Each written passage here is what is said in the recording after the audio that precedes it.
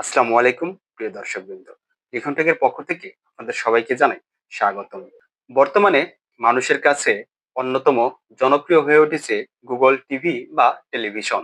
আর এই Google television আনার পর অনেকেই কিভাবে ওয়াইফাই কিংবা নেট কানেকশন দিয়ে এই গুগল টেলিভিশনে টেলিভিশন চ্যানেল দেখতে হবে সেটা জানেন না বা বুঝতে পারেন না।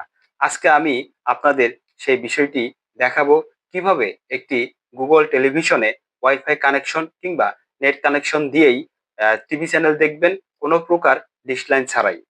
তো চলুন কথা না বাড়িয়ে সরাসরি চলে যাই স্ক্রিনে। প্রথমেই আপনি টেলিভিশনটি অন করে নেবেন। পরে এই যে মাঝখানে অ্যাপস লেখাটি দেখতে পাচ্ছেন, এই অ্যাপস লেখার উপর প্রেস করবেন। অ্যাপস লেখার উপর প্রেস করার পর এই সার্চ বক্সে গিয়ে আপনাকে লিখতে হবে toffee, T O double F double E, toffee. Toffee লিখে আপনাকে সার্চ দিতে হবে। সার্চ করার পর এই যে দেখুন টফি অ্যাপটি চলে এসেছে। তারপর আপনি এই টফি অ্যাপের উপরে প্রেস করবেন। এখানে প্রেস করার পর ইনস্টল করার অপশনটি চলে আসবে, তখন আপনি এই ইনস্টলে ওকে প্রেস করবেন।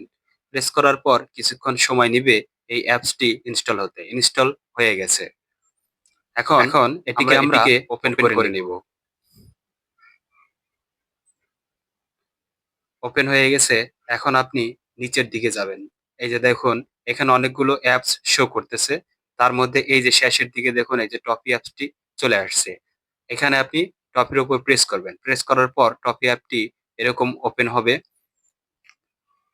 ওপেন হচ্ছে, সময় এই যে ওপেন হয়ে গেছে। এখন স্ক্রল করে নিচের দিকে গেলে আপনি দেখতে পাবেন, এই দেখেন বাংলাদেশের অনেকগুলো টিভি চ্যানেল এখন আপনি দেখতে পাচ্ছেন। NTV, Islamic channel, channel I, Sony, Jamuna সহ আরো অসংখ্য চ্যানেল রয়েছে এখানে।